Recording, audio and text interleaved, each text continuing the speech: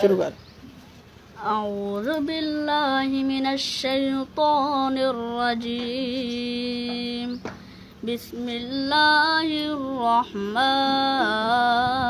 الرحيم يا أيها الذين آمنوا استعينوا بالصبر والصلاة إن الله مع الصابرين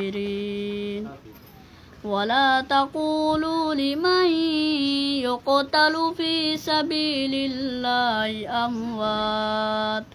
بل أحياء ولكن لا تشعرون ولنبلونكم بشيء من الخوف والجوع ونقص من الأموال والأنفس والثمرات